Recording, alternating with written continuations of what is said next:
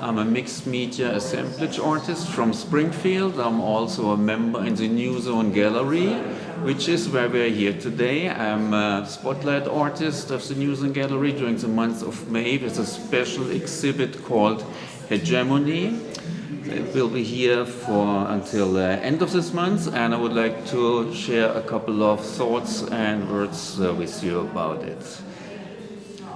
The topic of this show, Hegemony, is about Western dominance over countries that are not necessarily sharing our democratic, so-called democratic ideas and concepts for various reasons, religious reasons, historic reasons.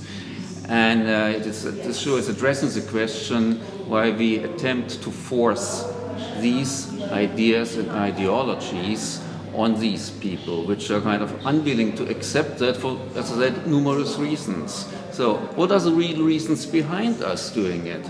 Is it really democracy and freedom, or is it just to maintain our influence economically, politically, all that?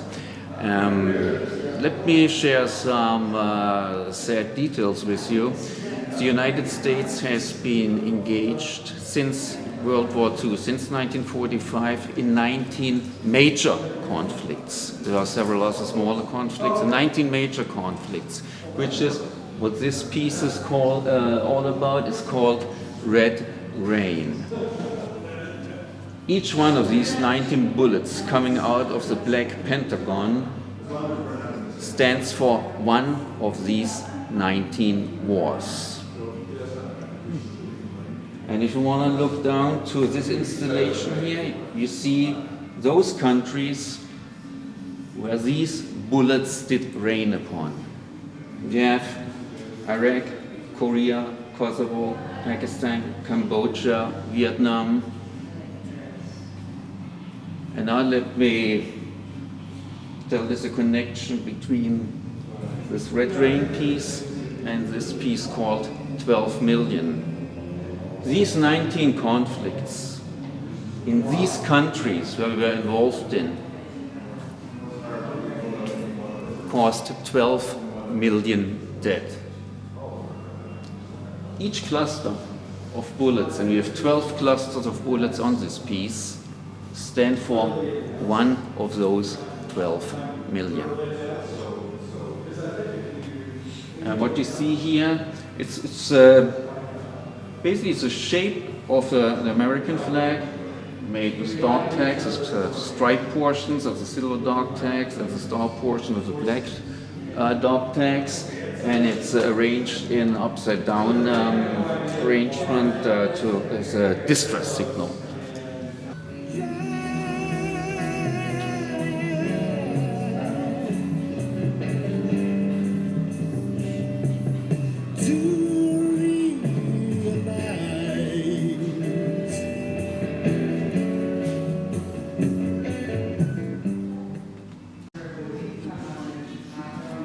I really would like to talk about these two pieces, which is unfortunately a very contemporary one. This one is called Gaza, for obvious reasons. The way this piece developed is interesting. 4 months ago I did read about the famine in Gaza, the war-induced famine in Gaza, and that very same date I broke a plate. So which is this plate that now forms the background of the piece. This incident kind of sparked the idea of creating this piece that should get across the message of innocent children that knows nothing else but thirst and hunger and fear. Whatever can come out of lives like that. They are robbed of their childhood. And below this piece, and that is probably one of the most intense pieces I ever did, it's called Genocide. What you see here are names of Palestinians killed during the conflict since October. These are names taken from the official register of the Palestinian government. It's just an excerpt of this list. The total death toll is 34,000 at the time I wrote this, and now we are at 35,000. So what you see are those names, and what's shocking is, you see names, age 92, you see names below 1 year, toddlers that were killed. You see names, or a cluster of names, where you clearly can tell, because it's the same family name, but different ages, that an entire family got eradicated. You can clearly see there are names that are all different, but the same age. So that tells us, well, maybe an entire school class got killed. So that's what this piece is all about. It's called Us and Them, or you could also pronounce it US and Them. So your call to make. Again, this piece is about the wars fought in the name of democracy and freedom that brought upon countries that for historic and other reasons are simply not ready or willing to embrace these ideologies. So we are here, us or US, all straight, forceful, powerful, and what we are doing is we leave them upside down in the ground and messed up. You find here these black dog tags and those bullets just to symbolize the Western aggression on those people. So far we talked about, or this show talks about the wars fought since 1945. Obviously, hegemony goes all the way back. It goes back thousands of years. It goes back to the Roman Empire. So, why I'm saying this? Question is, when do we learn? Big question. We probably never learn. Let me go over to this piece really quick. And that's why I say I want to bring some historic context in this thing too. When I created these pieces, I always thought about crusade and also where we want to force our religion on other people. And other wars where we find our economic ideas on people. So that's what this piece is all about. It's kind of ideology, systems, religion, patriotism, and that's where the Crusades came in. It's just about young lives sacrificed on the altar of abstract concepts like that. You see here, I mean, it's forming a cross, obviously, so you can make a best guess what this all means. It's kind of the crusade thing. You see blood, you see nails, you see pain, you see darkness, you see sacrifice for not much. My main purpose for creating the art with this very message and this very show is not to have a commercial success with it. It won't be. It's kind of too serious. What I want to say is this art and what motivated to do me is to just create and spark thinking processes in people so they start to reflect what is going on, where are we going to, why are we doing this, and aren't there better ways of engaging with people that are not like-minded. What makes this piece a little different from all the other pieces in this show is that it's really talking about historic events before 1945, but not too far away really.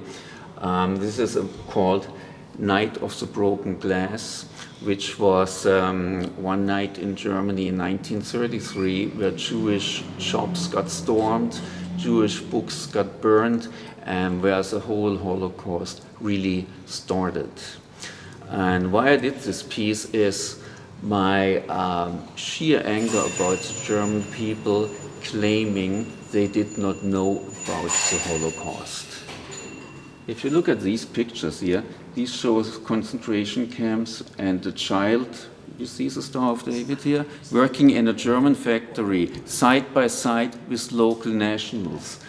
You see these names here, Messerschmitt, Siemens, Volkswagen, Dornier, Ford, IG Farben, all these international companies where, and there are proofs for that, thousands and thousands of concentration camp workers did work at zero pay. My question is, how can anybody claim we did not know? I have a good story from my grandma too. This has nothing to do with this piece, but it kind of motivated me in doing this piece. Short before she died, because apparently it bothered her all of her life, she told me it was a small town where she lived, about 20,000 population, so quite a really average German town. The Jewish got rounded up at one night in Main Street and were forced to walk to the train station, which was about 1 kilometer away from her home, and they forced these people to sing muss sie denn zum Städtle hinaus, an old folk song, and they had to sing this song for this mile. And you probably don't know what the text means. It means, why do I have to leave town? Why do I have to leave things behind? And a few days later, the possessions of these Jews were auctioned off in public auctions. So, you want to tell me you did not know? That's what inspired this piece.